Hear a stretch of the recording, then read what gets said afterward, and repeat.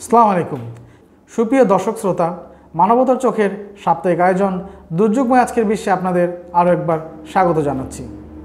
বিশ্ব রাজনীতি, আন্তর্জাতিক পরিস্থিতি, জলবায়ু পরিবর্তনের দরুন প্রাকৃতিক দুর্যোগ ও অপ্রত্যাশিত ও ঝুঁকিপূর্ণ অভিবাসনের খবর জানাতে আমি রিচার্ড রিমন মণ্ডল আছি আপনাদের সাথে। আসুন খুব দ্রুত দেখে নেওয়া যাক গেল সপ্তাহে ঘটে যাওয়া কিছু বিশ্ব রাজনীতি ও আন্তর্জাতিক সম্পর্কের খবর। আফ্রিকার রাষ্ট্র কেনিয়ায় কর বৃদ্ধির প্রতিবাদে জনতার বিক্ষোভে গুলি চালিয়েছে পুলিশ। গেল বুধবার দেশটির পার্লামেন্ট ভবনের সামনে এসব ঘটনা ঘটে। এ সময় পার্লামেন্টে কর বৃদ্ধি সংক্রান্ত প্রস্তাব নিয়ে ভোটাভুটি চলছিল। চিকিৎসকরা জানিয়েছে যে পুলিশের গুলিতে অন্তত 10 জন বিক্ষোভকারী নিহত হয়। যদিও প্রত্যক্ষদর্শী এক সাংবাদিক জানায় যে তিনি বাসভবনের সামনে অন্তত 23টি লাশ পড়ে থাকতে দেখেছেন। রাশিয়া প্রসঙ্গ। রাশিয়ার মুসলিম প্রধান অঞ্চল দাগেস্তানের গির্জায় ও সিনাগগে ধারাবাহিক হামলায় গত বুধবার মৃত্যুর সংখ্যা বেড়ে 19-এ দাঁড়িয়েছে। রোববার স্থানীয় সময় সন্ধ্যার দিকে দাগেস্তানের প্রধান দুই গুরুত্বপূর্ণ শহর মাচাক্কালা ও ডারবেন্টে বন্দুকধারীদের এই সমন্বিত হামলার ঘটনা ঘটে। বন্দুকধারীরা প্রকাশ্যে কাকেসাস অঞ্চলের প্রাচীন শহর ডারবেন্টের একটি অর্থোডক্স গির্জা ও একটি ইহুদি সিনাগগে হামলা চালায়। তারা গির্জার একই আইকনে আগুন লাগিয়ে দেয় ও প্রধান যাজক ফাদার নিকোলাস করভিনচোকে নৃশংসভাবে হত্যা করে। মধ্যপ্রাচ্যের রাষ্ট্র ফিলিস্তিনি প্রসঙ্গ।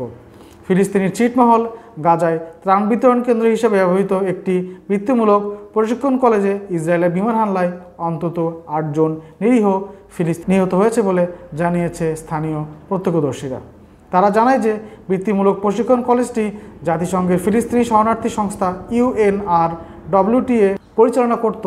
সেটি এখন উদ্বাস্তু পরিবারগুলোর মধ্যে ত্রাণ বিতরণের কেন্দ্র হিসাবে ব্যবহৃত হচ্ছে, যে কেন্দ্রে গত বুধবার ইসরায়েলি বিমান বাহিনীর পক্ষ থেকে ছোড়া বোমা হামলায় এই হতাহতের ঘটনা ঘটে। এতে 8 জন নিরীহ ইসরায়েলি মৃত্যুবরণ করার সাথে সাথে 23 জন আহত হয়। এদিকে রাশিয়ার একটি ড্রোন ঘাঁটি ধ্বংস করে দেওয়ার দাবি জানিয়েছে ইউক্রেন কর্তৃপক্ষ। স্যাটেলাইটের তোলা ছবিতে একটি গোদাম ধ্বংস হতে দেখা গেছে বলে জানিয়েছে ইসরায়েলি কর্তৃপক্ষ। রাশিয়ার ওই স্থান থেকে ইরানের তৈরি ড্রোন হামলা চালাতো ও ক্যাডেটদের প্রশিক্ষণ দিত। বিবিসি জানায় যে রাশিয়ার দক্ষিণাঞ্চলীয় স্ক্রাদেদার অঞ্চলে একটি বিমান ঘাঁটির কাছে ভয়াবহ বিস্ফোরণের খবর আসার পরপরই ইউক্রেন নৌবাহিনী এসব ছবি পোস্ট করে। ইয়েমেন ও ইসরায়েল প্রসঙ্গ। ইয়েমেনের হুথিরা জানিয়েছে ইরাকি মিলিশিয়া বাহিনী ইসলামিক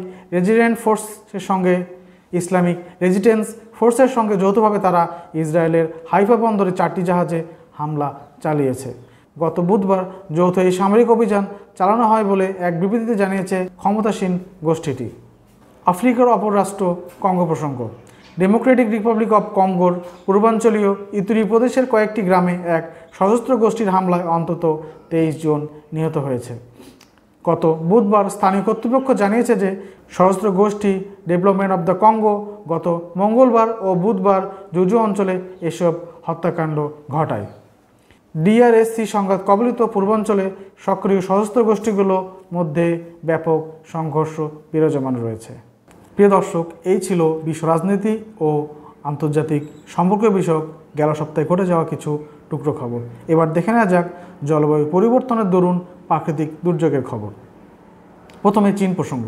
চীনের দক্ষিণাঞ্চলীয় হুনান প্রদেশের রাজধানী পাংশায় টানা ভারী বৃষ্টির কারণে তলিয়ে গিয়েছে। নগরীর রাস্তাগুলো নদীতে পরিণত হয়েছে বলে জানিয়েছে স্থানীয় কর্তৃপক্ষ। এছাড়াও পাতাল রেলের সুড়ঙ্গ ও পথচারীদের ব্যবহার করা আন্ডারপাসগুলো ডুবে গিয়েছে।